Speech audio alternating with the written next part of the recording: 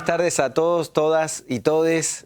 Hola Celina, ¿cómo estás? ¿Cómo estás, Guille? ¿Todo bien? Muy bien, porque es nuestro tercer programa de Criptograma Cultural. Claro que sí, estamos aquí transmitiendo desde la ciudad de La Plata, desde la Universidad Nacional de La Plata, pero lo hacemos en todo el territorio nacional porque tenemos distintas señales que nos están replicando también. Así es, Celina. Esta semana también salimos por Canal 9 de La Rioja, por Canal 3 de Santa Rosa La Pampa, por Canal RTN TV de Neuquén y Canal 11 Lapacho TV de Formosa. Además también nos miran en UniTV de Villa María, Córdoba, en Abramedios de la Universidad Nacional del Centro. También estamos en el canal de la Universidad Nacional de Mar del Plata y Uncaus TV, que es de la Universidad Nacional del Chaco Austral, todas televisoras, bueno, públicas y también universitarias, obviamente. Exactamente. ¿No? Y hoy nos visitan dos trabajadores destacados de la cultura que tienen mucho que ver con las bibliotecas populares y con el Fondo Nacional de las Artes. Así que vamos a estar charlando un ratito con ellos. También vamos a tener un informe de la Defensoría del Público, ¿no? Para ver, bueno, qué pasa allí con los medios digitales, qué está sucediendo con lo que tiene que ver con los consumos, ¿no? De los más jóvenes, incluso en redes sociales, medios digitales y demás. Así que vamos a tener la presencia de representantes de la Defensoría contándonos al respecto. Hablaremos también con la diputada Lorena Pocoic, secretaria de Cultura de la Comisión de Cultura justamente del Congreso de la Nación. Allí se viene dando, ya como venimos charlando hace bastante tiempo, una serie de reuniones informativas con el sector cultural que nos parecen sumamente atendibles. No solo por lo que está pasando el sector cultural en este momento, sino por la demanda que está teniendo para con el Poder Legislativo para que avance en propuestas legislativas superadoras.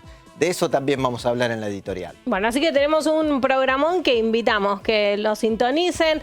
Todos los jueves estamos saliendo de aquí a las 19 horas. También hay otros horarios en distintas señales. Así que, bueno, esperemos que disfruten de este tercer programa. A lo largo de la semana nos podrán ubicar en los canales públicos y universitarios que acaban de contar. Seguramente viernes, sábado, lunes, domingo, todos, porque las repeticiones son muchas y ahí estará Criptograma Cultural. Ya seguimos.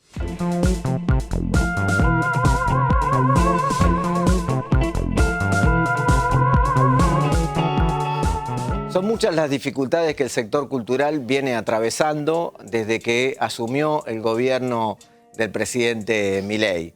En esa realidad es que se viene expresando también gran parte de esa dificultad en el Congreso de la Nación, más precisamente en la Comisión de Cultura de Diputados, y la comisión que se integró después de haber tratado la ley Bases, que trajo una gran dificultad porque hay un temor con bastante certeza del sector cultural, de los trabajadores y trabajadoras de la cultura, de que la ley Bases afectará fuertemente a todo el sector en ese mismo espacio. Por eso nosotros venimos pensando interiormente, trabajando desde también el programa de televisión, pero sobre todo con los entrevistados y las entrevistas que llevamos adelante, cuál sería el camino que la cultura debería tomar.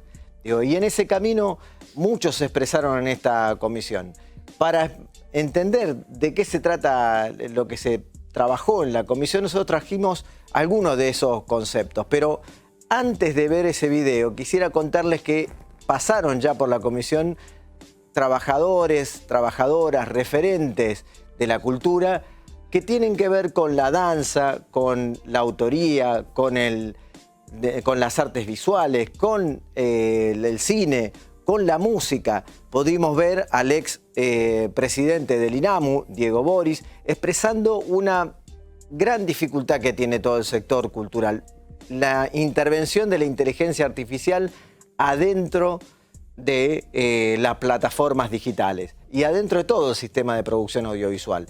Ese es un gran problema que trataremos seguramente en algún momento, pero también es atendible la dificultad que está generando la falta de funcionamiento del INCA, y a pesar de que siempre planteen que el Inca tiene una responsabilidad importantísima en la producción de contenidos audiovisuales, parece que hoy no tiene la atención necesaria, no solo para los productores, sino también para los actores. Veamos lo que nos dijo Luis Brandoni y cerramos con lo que planteó Diego Boris con inteligencia artificial. Muy valiosa la invitación y lo que han dicho los diputados, de que este es un lugar de diálogo. Pensamos distintos, muchos de nosotros, y me parece que vale la pena aprovechar esta circunstancia para sacar alguna conclusión.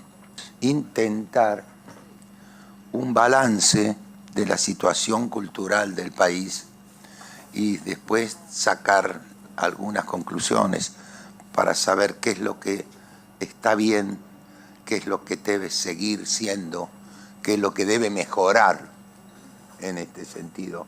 Es bastante apreciable esta oportunidad.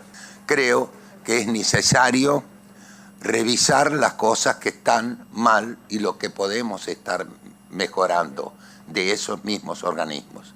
En general los organismos no son malos por antonomasia, porque nacieron malos, sino porque se deformaron.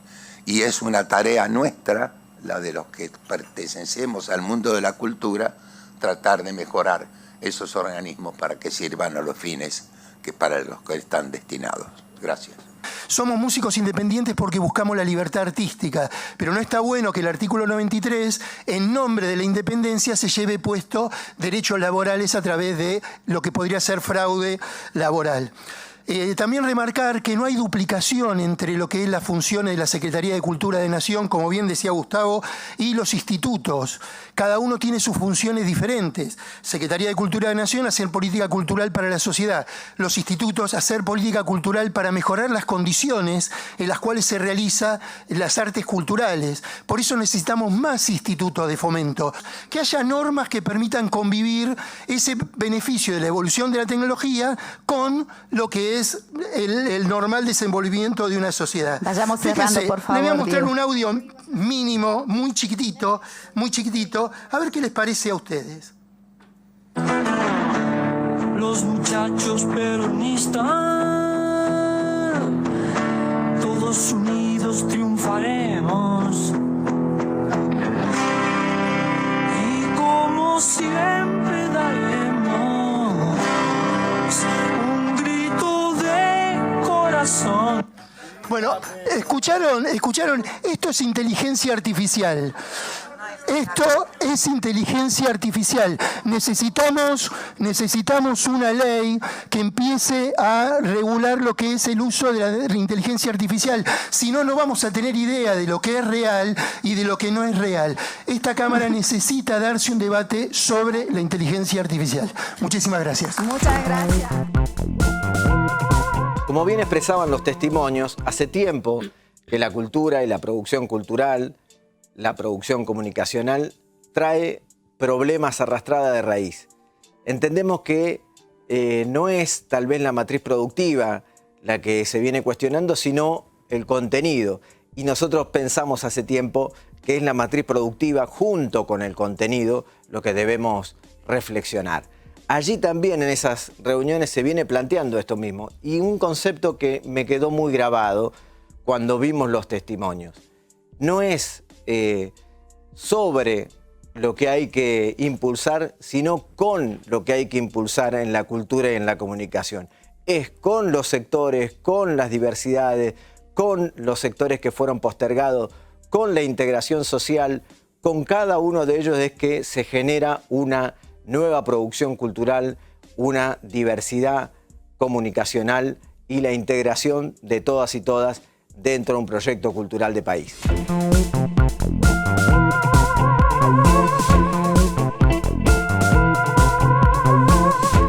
Tenemos en línea a la diputada Lorena Pocoy por la Ciudad Autónoma de Buenos Aires, que además es secretaria de la Comisión de Cultura de Diputados. Hola, diputada, ¿cómo le va? Hola Guillermo, hola a todo el equipo, ¿cómo están? ¿Cómo Bien, va? aquí estamos con Celina para escucharte atentamente y saber un poquito de cómo avanzan las reuniones que hasta ahora fueron informativas, pero que entendimos por el informe que se fue dando también en este programa que las demandas son muchas y la comisión seguramente va a tener una gran tarea.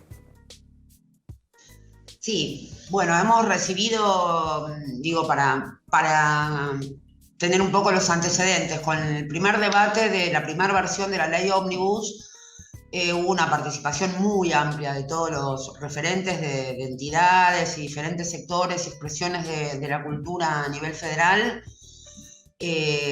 Luego, en esta tanda, con esta mini ley Ómnibus, pero que es tan dañina como la anterior, y ya constituida la Comisión de Cultura, hemos podido recibir específicamente, en forma focalizada, exclusivamente al sector cultura. Por ahora llevamos 2 comisiones por una cuestión de tiempo y de cantidad de expositores y porque son muchísimos los sectores damnificados.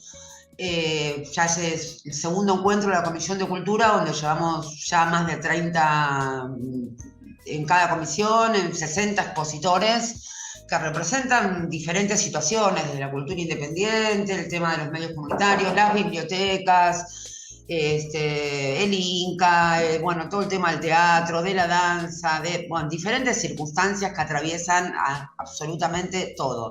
Sobre todo las entidades que hoy están absolutamente en riesgo porque es una ley muy tramposa, donde se pretende hacer en un artículo una excepción de no disolución de alguna de ellas, pero que en el artículo anterior se le da al presidente la suma de todo el poder público, por lo tanto, si bien no puede disolverlas, puede fusionarlas, desfinanciarlas. Nada, es realmente muy tramposo. El sector cultura está en riesgo absoluto, no solo porque el modelo económico actual tiene un impacto directo porque cuesta mucho poder consumir una entrada de teatro, comprar un libro, adquirir bienes, servicios culturales, poder producir, sino porque el Estado está completamente replegado ante toda política pública de poder proporcionar herramientas y acompañamiento a un sector que genera tanto, no solo en términos económicos, en puestos de trabajo, sino que genera identidad, genera sentido, genera comunidad, genera un montón de cuestiones. Así que bueno, ahora estamos en debate en diputados, pero fundamentalmente la pelota ahora está en el Senado, donde también han recibido los senadores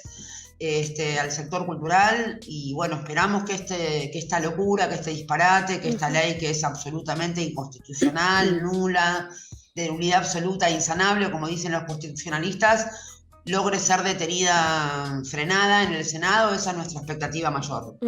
Lorena, ¿por qué crees que siempre los gobiernos de derecha, liberales, neoliberales, atentan contra la cultura casi como en primera instancia también, ¿no? Hay ahí como una búsqueda de silenciamiento, de desfinanciar todo el sector, ¿no? Sí, creo que los gobiernos neoliberales son gobiernos que intentan transformar los estados nacionales en colonia, ¿no? Que es el proceso que estamos atravesando.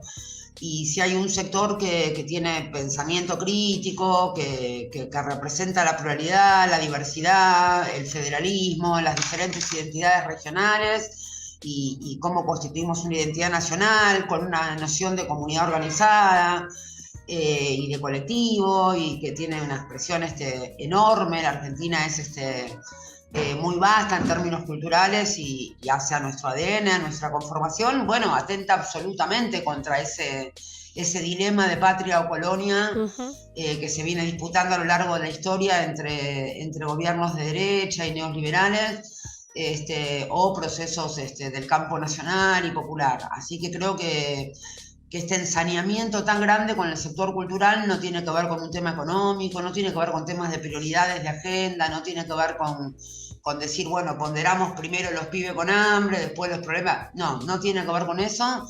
No hay ninguna lógica economicista en esta situación. Lo que hay es un intento de silenciamiento porque molesta el pensamiento, la construcción de sentido, molesta todo aquello que no pueda ser domesticado, disciplinado. Y la cultura y el arte como una de sus expresiones es lo más maravilloso y que nos hace libres, ¿no? Y que representa un paradigma. Este gobierno necesita disputar un paradigma cultural para poder llevar adelante su paradigma económico y de entrega de la nación y de todos nuestros recursos naturales.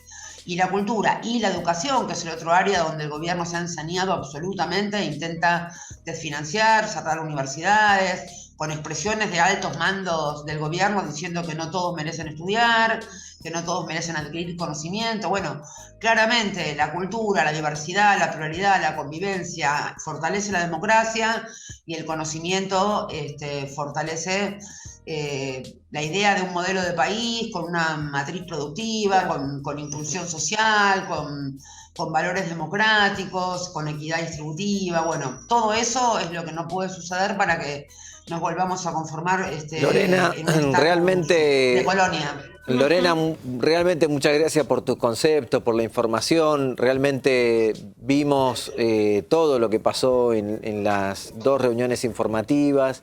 Estamos muy pendientes de que efectivamente de allí la comisión pueda emprender una tarea. Ojalá que así sea. Y como también nos gustaría algunos de estos días poder tenerte aquí en el piso y conversar más profundamente y largamente de estos temas. Así que te agradecemos la comunicación por Zoom y espero que el trabajo de la comisión lleve por más y mejor camino a la cultura de la comunicación en la Argentina, que parece que todos empezaron planteando que necesitan más trabajo de la comisión. Muchas gracias por esta comunicación. Muchas gracias a ustedes y pronto nos veremos en el piso y bueno, hagamos mucha fuerza para detener esta locura y bueno, toda mi reivindicación y solidaridad con la cultura argentina que nos enorgullece profundamente a todos. Gracias. Gracias. Vamos a un corte y ya volvemos.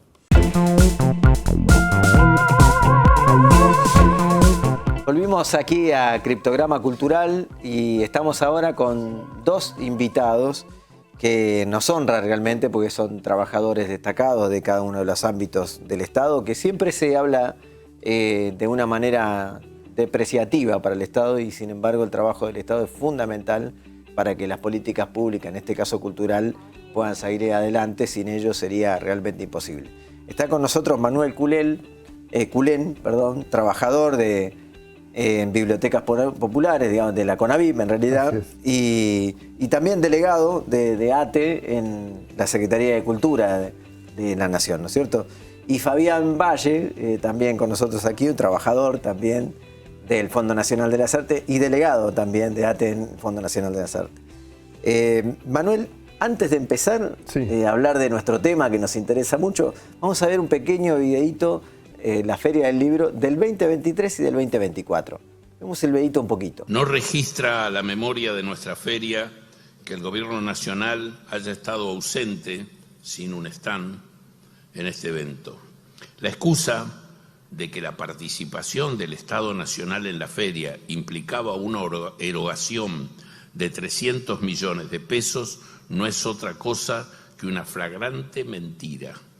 Después de una ardua negociación en la cual accedimos a todos sus requerimientos, el Banco Nación decidió retirar, después de muchos años, su sponsoreo de la feria, dejando trascender que la orden vino de arriba.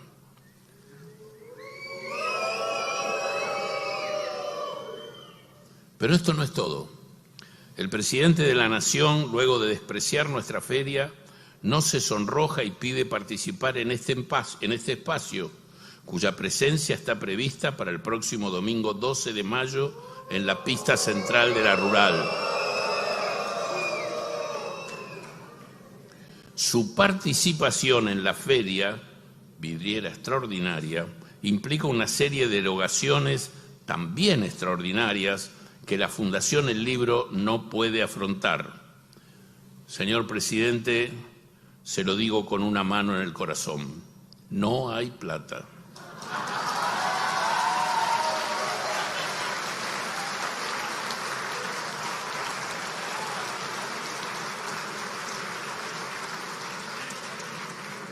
Por lo tanto, todo lo atinente a su seguridad y de la gente que concurra a su evento correrá por su exclusiva cuenta, o lo que es peor, será un gasto extra para el Tesoro Nacional. Bueno, escuchábamos las palabras del presidente de la Fundación del Libro, Alejandro Baccaro. Qué diferencia, ¿no?, entre el 2023 y el 2024. En el 2023 celebrando la llegada de la CONAVIP en su programa por ciento específicamente, y en el 2024, bueno, expresando esta dificultad que nos trae la presencia, intento de presencia del presidente de la Nación, pero sobre todo sin stand de la Secretaría de Cultura en la Feria del Libro. ¿Cómo están viviendo los trabajadores y las trabajadoras del sector este momento? Los trabajadores de CONAVIP, que no somos muchos, alrededor de 60 trabajadores y trabajadoras, tuvimos que lidiar, hablando de la Feria del Libro, con un programa Libro por Ciento que mencionabas recién, que está desde 2011, muy reducido en comparación a lo que fueron ediciones anteriores, inclusive durante el macrismo, donde también hubo un recorte presupuestario importante. Para decirte, por ejemplo, de 1.050 bibliotecas que vinieron en 2023, vinieron en 2024 755. Pero además de eso, con una reducción muy importante del dinero que podían comprar. Entonces, en vez de llevarse 3 cajas de libros, se llevaban una caja y media, que son un promedio de 80 libros por biblioteca. Un esfuerzo para las bibliotecas que vienen del interior del país muy grande. Se van contentas igual con esa compra que pueden hacer. Es muy triste, un programa que cuando empezó de forma especial en 2011, me decía un bibliotecario, nos llevábamos, o un dirigente de una biblioteca, nos llevamos 10 cajas de libros, hoy estamos comprando una, ¿no? Y bueno, una reducción que se ve en otros aspectos también de la CONAVIP, los trabajadores, bueno, lidiando con eso.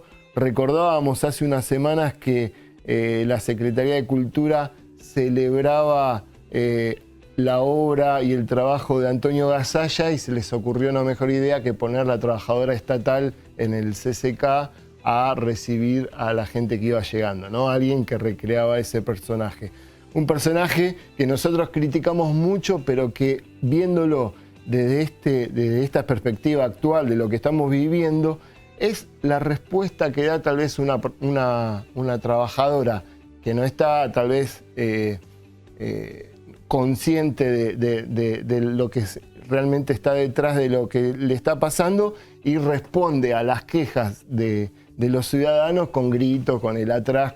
Bueno, los trabajadores de CONAVIP, como muchos trabajadores de la cultura, hoy tenemos que lidiar con poner la cara sin enojarnos, sin pelearnos con esas personas que están reclamando lo que durante mucho tiempo recibieron del Estado. ¿Cómo se ve el estado de ánimo de los trabajadores y las trabajadoras en una circunstancia de estas características, que efectivamente son quienes ponen la cara del Estado visiblemente ante la falta de políticas públicas, como veíamos en la otra placa también, digo, la reducción de accesibilidad acá en el caso es la accesibilidad de la ciudadanía a la lectura, porque ni hablar. Las bibliotecas son el intermediario, son el puente, ¿no es cierto? Las bibliotecas populares son asociaciones civiles creadas por los propios vecinos, que en muchos pueblos o barrios son el único acceso al libro que existe. No hay librerías, no hay bibliotecas municipales o estatales, y son los propios vecinos los que la crearon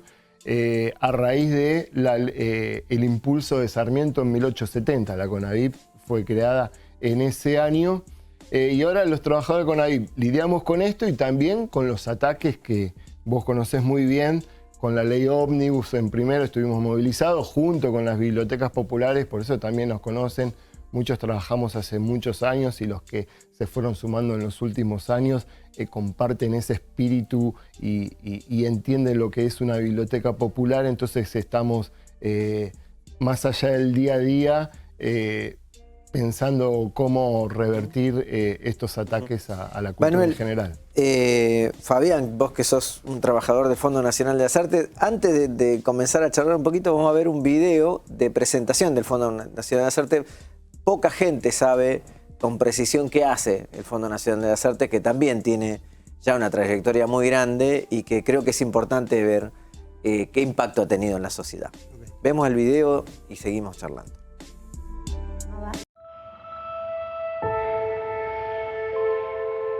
Juan Germán decía que la poesía, a la cual llamaba la señora, llega cuando quiere.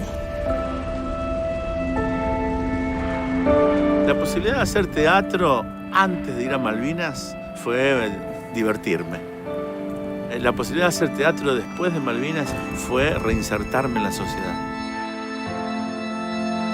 Mi nombre es Leila Chop, soy una de las ganadoras de las becas Bicentenario a la creación del Fondo Nacional de las Artes, con un proyecto que se llama Diálogos. Presenté un proyecto para construir un lote de charangos eléctricos.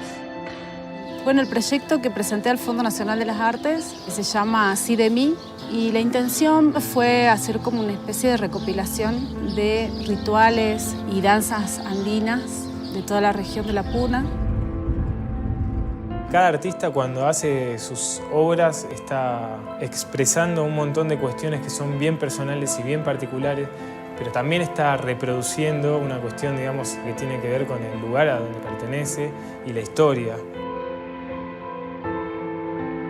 Todos los artistas soñábamos al 200%, después hacemos el 20%, pero bueno, lo importante es soñar. Y eso va a poder ser realidad ahora con esta nueva beca. No sé cómo me hubiese ido si yo no hubiese tenido una mirada artística.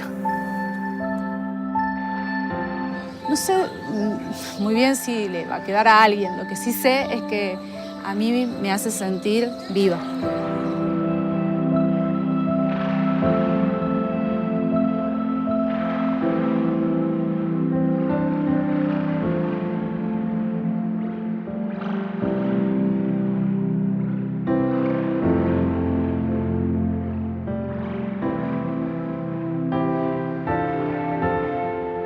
Fabián, realmente qué importante lo que hace el Fondo Nacional de las Artes a lo largo y a lo ancho de todo el territorio argentino. ¿Cómo está hoy el Fondo Nacional de las Artes y cómo están sus trabajadores y trabajadoras? Bueno, los trabajadores están en la misma situación que el conjunto de los trabajadores de la administración pública, no solo en la Secretaría de Cultura, sumamente preocupados por la situación que todos conocemos, la voluntad de este gobierno de ir cerrando paulatinamente distintas áreas del Estado. Ustedes saben que el FNA fue incluido en la primera versión de la ley de bases junto con otros organismos hermanos como el INT o el INCA. Estaba destinado al cierre en esa primera versión de la ley y ahora en esta nueva versión el lugar que se le asigna es quedar bajo la órbita de las facultades delegadas. Con lo cual lo que todos tememos es que la intención sea, bueno, proceder a un cierre o a un achicamiento progresivo del FNA. En ese marco, los trabajadores sumamente preocupados porque la función del fondo es importantísima, un poco lo que reflejaba el documento que ustedes mostraban recién. Es un organismo de carácter federal que tiene más de 60 años de existencia, fue creado en 1958, y es un organismo que, a diferencia de otros organismos que atienden sectores puntuales como el INT, por ejemplo, el FNA trabaja sobre el conjunto de las disciplinas artísticas, o sea, tiene programas de acción para el conjunto y es un organismo de carácter federal. Con lo cual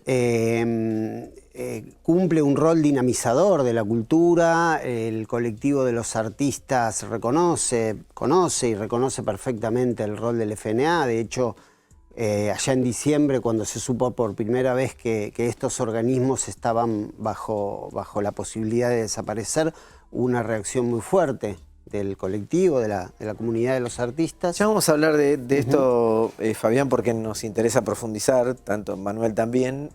Ahora vamos a hacer una pequeña pausa y después seguimos conversando.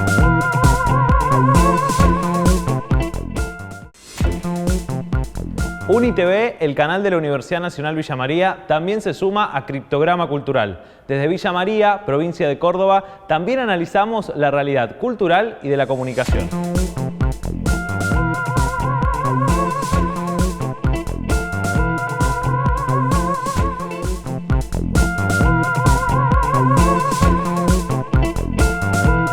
Gran parte del impacto de la cultura que que tiene en este momento el sector cultural, para decirlo de una manera, la falta de políticas culturales, el cortar los programas como Punto de Cultura y otros que venían desarrollándose de manera federal, se ven en distintos lugares. Pero lamentablemente una parte, por lo menos, de los funcionarios muchas veces se expresan planteando, bueno, no hay plata, primero, como primera parte, y segundo, bueno, hay que darle de comer a los niños pobres del Chaco, que siempre es de alguna manera estigmatizado, digamos, ¿no? Porque planteado de esa forma no es más que una excusa denigrante, diría yo, para cualquiera de los niños y niñas que necesiten alimento. En este momento estamos en conexión con un gran escritor, poeta, gestor cultural y también expresidente del Instituto de Cultura del Chaco, de la provincia de Chaco, Francisco Tete Romero. ¿Qué tal, Francisco? ¿Cómo estás? Hola, querido Guille, muy buenas tardes, un placer estar conversando con vos. Aquí te saludamos en una mañana tarde fría, ¿no? Hasta creo que estamos atravesando una ola polar acorde con el tiempo que nos toca vivir. Un frío que realmente hiela los huesos por las políticas públicas y que son tan desalmadas, porque esto de encontrar tanto alimento y excusarse diciendo los niños pobres del Chaco que no tienen para comer, pero que le dan programas culturales a los cuales no pueden acceder. ¿Cómo está impactando la caída de las políticas públicas en el Chaco? Bueno, la primera reflexión es, ante este cuarto ciclo neoliberal, es que el neoliberalismo mata y mata en serio, ¿no? Nosotros tenemos la crónica diaria de los negocios que se cierran, de las pymes que se cierran, para que se tenga un dato y luego ir a lo cultural. Hasta hace 6 o 7 meses había 15.000 trabajadores de la construcción trabajando cotidianamente. Hoy quedan 1.000. Solamente este dato como para graficar que 14.000 familias chaqueñas, por la parálisis de las políticas públicas, por lo que significa que no se construya, hoy no tienen qué llevar, no tienen dónde conseguir un trabajo, porque la parálisis de la obra pública es extraordinaria. Pero en cuanto a lo otro, que siempre tenemos que insistir cuando hacemos gestión cultural, primero, no puede haber proyecto cultural de provincia si no hay un proyecto cultural de nación. Todos los modelos provincialistas que han pretendido hablar de suismo, cordobesismo, misionerismo, creo que han caído en la trampa del cortoplacismo. Si no hay políticas públicas federales, no hay posibilidad de que nadie se salve solo. Pienso en lo provincial y en lo municipal. La primera cuestión de alfabetización cultural. Y lo segundo es que toda política pública cultural genuina es un hecho económico. Yo nunca me voy a olvidar, porque me tocó en distintos gobiernos del peronismo, uno en el segundo gobierno, en el primer gobierno de Cristina, y luego en el gobierno de Alberto Fernández, traer al Chaco la Fiesta Nacional del Teatro. Para que tengan una idea, estamos hablando de 600 actores, actrices, directoras, grupos de teatro de las 24 jurisdicciones. Nosotros medíamos luego el impacto económico en los hoteles, en la gastronomía, en el trabajo indirecto. Siempre tenemos que estar diciendo esto. Invertir en cultura es pensar en la economía de la cultura, pensar en todo lo que mueve, ¿no? Hoy tenemos la postal del Chaco de que al desaparecer las políticas del Instituto Nacional de Teatro, el Instituto Nacional de Cine y Artes Audiovisuales, el INAMU, no hay programa nacional, no hay política nacional en el Chaco, ninguna. En todas las reuniones del Consejo Federal uno puede leer lo que ha traído el funcionario o la funcionaria respectiva, y lo que dicen es no. Se ha limitado Tete, te estamos escuchando a aquí que cada pavorosa, centro cultural oficial... Te estamos escuchando con mucho pavor y compartimos la mesa con Celina, que también quiere hacerte una pregunta. ¿Qué tal? ¿Cómo estás? Te preguntarte... Hola Celina, ¿cómo estás? Bien, muy bien. Gracias por atendernos. Preguntarte por ¿no? tu rol de poeta, de escritor, parte de la cultura y más allá de lo económico también. Bueno, ¿qué significa no fomentar el desarrollo cultural en términos identitarios, ¿no? También de soberanía?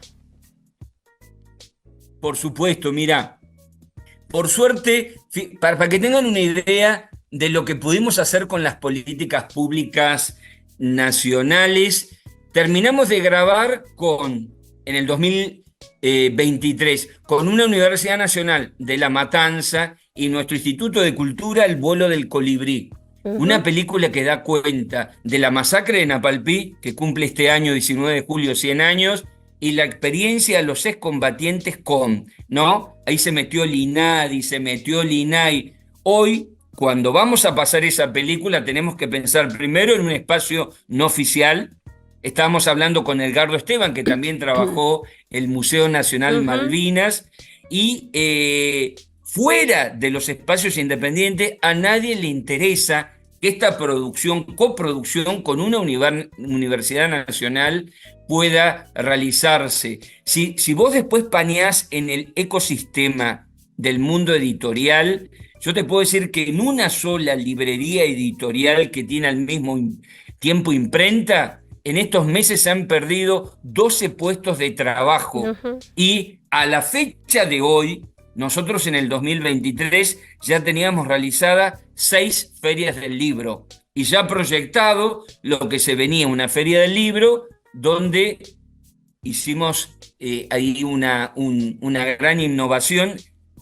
Aplicamos el 50% de valor del libro durante la feria del libro con una inversión subsidio del Estado para la totalidad de las librerías editoriales. ¿Cuál es el resultado hoy? 0. Claro. 0 feria del libro. Por lo tanto, si vos pensás solamente en un ecosistema, el del mundo del libro, vos decís, hay un retiro total del Estado.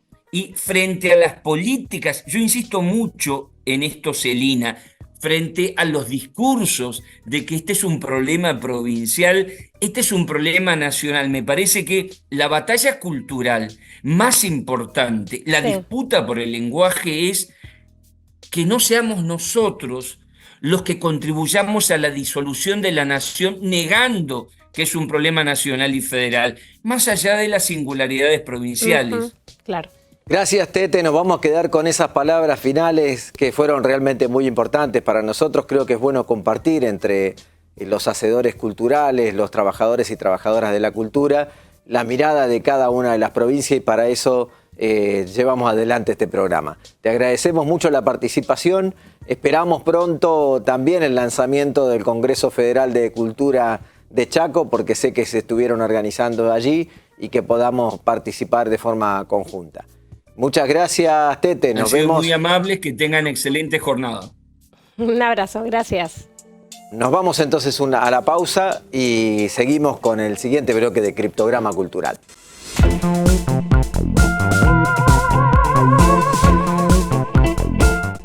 Continuamos aquí en Criptograma Cultural y ahora los vamos a invitar para dialogar con 2 integrantes de la Defensoría del Público, porque están con nosotros Natalia Rossetti, que es socióloga, es licenciada, y también Hugo Muleiro, que es periodista y además capacitador. Ambos integran el equipo de participación y promoción de la Defensoría, y se ha realizado desde la Defensoría en estas últimas semanas un análisis sobre audiencia y cuál es el acceso a la información de chicos y chicas también, pero ellos nos van a contar con mayor detalle. ¿Cómo están? Bienvenidos. Hola, ¿cómo le va? Hola, muchas gracias. Bueno, cuéntenos de qué se trata este informe y cuáles han sido los resultados. Bueno, como bien comentabas, nos propusimos desde la Defensoría del Público hacer una consulta abierta, federal, anónima, a toda la audiencia de radio y televisión, justamente para saber si a través de la radio, de la tele, de los medios, reciben información sobre los usos en las plataformas digitales, herramienta que puede ser para mejorar y para trabajar mejor estas prácticas, ¿no? Qué información puede recibir las audiencias. Y nos pareció relevante obtener esa información para que generar nuevos trabajos con periodistas. De los resultados que obtuvimos, el 87, un poquito más del 87% de las personas que participaron nos indicaron que necesitan esa información, aún personas que nos decían que, bueno, usaban plataformas como Facebook, Instagram, también indicaban que la radio y la televisión eran un lugar de recurso, de fuente, ¿no? De acceder. Ahora bien, cuando nosotros indagábamos si esa información le era suficiente, la mitad, el 52%, nos indicó que era insuficiente. Asimismo, nos dijeron que a veces reciben esa información, el 60% nos indicó que a veces recibe esa información, y que asimismo también nos llamó la atención que de esa información que a veces reciben, la mitad nos señaló que le resulta un poco comprensible. Y a otra pregunta que nosotros también hicimos a las audiencias en esta consulta, que la idea justamente era acercarnos quizás de una manera indirecta para poder conversar estos temas que hoy están tan en velo, son necesarios, digamos, traer, nos indicaban que les preocupa mucho los riesgos que están asociados a la privacidad y a los usos de datos, los temas que están vinculados a acoso y discriminación, la afectación en la salud física y psicológica, sobre todo vinculado a las plataformas o el exceso de tiempo en plataformas como videojuegos. Y también en la misma consulta, las personas que participaron nos decían, bueno, la necesidad de trabajar con profesionales a través de los medios vinculados a temas como el grooming, la discriminación, claro, el acoso, la salud mental, temas para trabajar mejor el tema del aislamiento. Y esos fueron algunos de los resultados que nosotros estuvimos indagando a través de estos formularios digitales que circularon por todo el país. La intención es también nutrir a los medios de comunicación a partir de estos resultados, ¿no? Y poder trabajar en conjunto, ¿es así? Exactamente, sí. Ante esta demanda, es una demanda del público, ¿no? Nos llama un poco la atención porque estamos en una etapa de cuestionamiento un poco a los medios de comunicación, los discutimos, afortunadamente, sí, pero a la vez el público, este mismo público que dice que la información no le alcanza o que no la comprende bien, a la vez le dice a los medios que por favor le den más, claro, mediante especialistas. Así que lo que la Defensoría hizo como primer paso es reunirse con defensorías de niñez provinciales, con académicos de todo el país, con organizaciones no gubernamentales que están ocupadas en este tema, para ofrecer un primer paquete de fuentes informativas a la que los medios puedan recurrir para hacer mejores notas, vamos a decirlo sencillamente, que opinen especialistas, estudiosos, y que no necesariamente una información sobre una red o una plataforma salga de la propia empresa que lo genera, digamos, ¿no? Entonces, ahí hay que tener cuidado, las fuentes tienen que estar chequeadas. Claro. Y como los periodistas, digo, poniendo esto en el marco del programa de hoy, que vimos tantos aspectos críticos del funcionamiento de las instituciones culturales, también los medios de comunicación, y aquí se ha tratado ya el tema, están en una situación muy crítica, los medios públicos acosados o cerrados, falta de pauta publicitaria, bueno, una serie de problemas que ponen en crisis al sistema comunicacional, y frente a esto hace falta que den respuestas mejores. Entonces, la Defensoría lo que quiere es tratar de apoyar para que las notas sean más completas y respondan más a las necesidades, ¿no? Exactamente. Claro. Hugo, Natalia, muchísimas gracias por haber venido, haberse acercado hasta aquí. Seguramente tendremos más participación de la Defensoría para ir conociendo todo el trabajo que se viene haciendo desde allí. Así que gracias. Bueno, muchas gracias. Ahora sí, nos vamos con Guille. Seguimos en Criptograma Cultural y bueno, con la presencia de Manuel y de Fabián, dos trabajadores.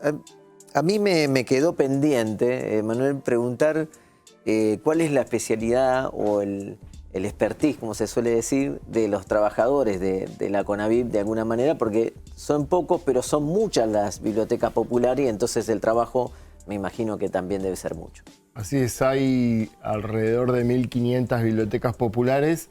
La CONAVIP tiene desde bibliotecarios, gente, en realidad el personal de CONAVIP, como el de todo el de Estado Nacional, hoy en día es muy formado, generalmente universitarios o con posgrados. Y en la CONAVIP tenemos de todo, porque también hay áreas que tienen que ver con la rendición de subsidios, que tienen... es un organismo muy ordenado en ese sentido también, o sea, y hay compañeros que se dedican a las cuestiones más de revisar subsidios y después asesoramiento a las bibliotecas sobre Me imagino que teniendo tantos años la CONAVIP son todos de planta permanente. Te equivocás, te equivocás. Y me imagino que sabías. No, en la CONAVIP, lamentablemente, la planta permanente, como en todo el Estado Nacional, es un número muy reducido. Yo estoy entre esos, afortunadamente pude concursar en 2017. Trabajo en la CONAVIP desde 1998. ¿Y tu especialidad cuál es, Manuel? Yo soy licenciado en Ciencias Sociales y Humanidades y trabajo en el área de la unidad del libro, que en un momento se encargaba de hacer la selección de títulos que se compraban para las bibliotecas. Hoy estamos más que nada abocados al libro por ciento. Y esos contratos que no son de los trabajadores permanentes, ¿tienen, me imagino, que un riesgo como lo que venimos viendo? Buena pregunta, porque todos los contratos, ya sea la resolución 48 o artículo 9, como los monotributistas de diferente tipo, vencen el 31 de junio. Y eso ocurre en todo el país. Escuchábamos a Dorni el día de ayer decir que iba a haber nuevos despidos. Esa es la situación con la que estamos trabajando hoy. Fabián, y el Fondo Nacional de las Artes también me imagino que tiene muchos trabajadores y trabajadoras. Exactamente, el panorama es el mismo que comentaba Manuel. Tenemos una minoría de trabajadores que están en planta permanente. Yo no estoy entre ellos, a pesar de que hace 18 años que trabajo en el fondo. Después la modalidad más grande de contratación es la 48, que es históricamente fue una semiplanta y tenía una cierta estabilidad. Este gobierno ha decidido terminar con esa situación. De hecho, también en la nueva versión de la ley de bases se institucionaliza esa precarización, además de la planta permanente también. Con lo cual, lo que vemos es que hay una mirada muy sesgada y muy peyorativa sobre el empleado público, como decía Manuel, en términos generales es de alta formación. Para concursar una planta se necesita tener ¿Cuál es tu especialidad, Fabián? Yo soy artista visual y trabajo en el fondo, en el área donde hacemos el otorgamiento, la tramitación de los subsidios y de los préstamos. Después hay otras líneas de acción históricas en el FNA, como las becas y los concursos, que por ahí son las más populares, las más conocidas. Pero tradicionalmente son esas 4 líneas de financiamiento que responden a necesidades distintas del campo. Bueno, la verdad que la próxima vez que lo vamos a invitar, vamos a ver si podemos hablar de las artes visuales, de la literatura, de la sociología, de lo que impacta realmente en su profesión, conjuntamente con el trabajo en cada una de las áreas, porque esperamos que superemos toda esta dificultad con mucho empuje de la sociedad y de los trabajadores y las trabajadoras, como el compromiso que está teniendo ATE en este tema. Nos vamos a una pausa, la última pausa, y ya viene el último bloque de cierre. Bueno, se nos fue el programa Criptograma Cultural, el último bloque, solo para despedirnos prácticamente, algún anuncio. Sí, pero también. además tenemos una invitación porque este sábado se va a llevar a cabo la tercera jornada de preparatoria para lo que será el Congreso Regional de Cultura y Comunicación. Esto va a ser en Cava.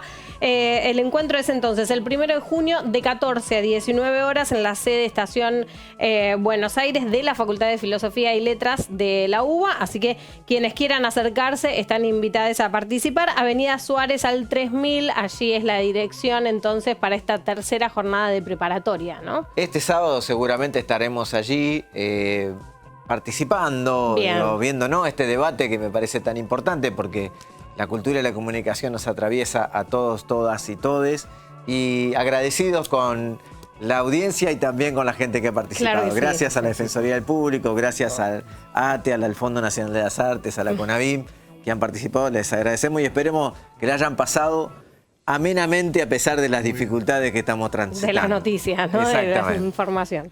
Muchas gracias. Nosotros nos vemos en el próximo programa de Criptograma Cultural. Nos vemos la semana que viene entonces. Gracias.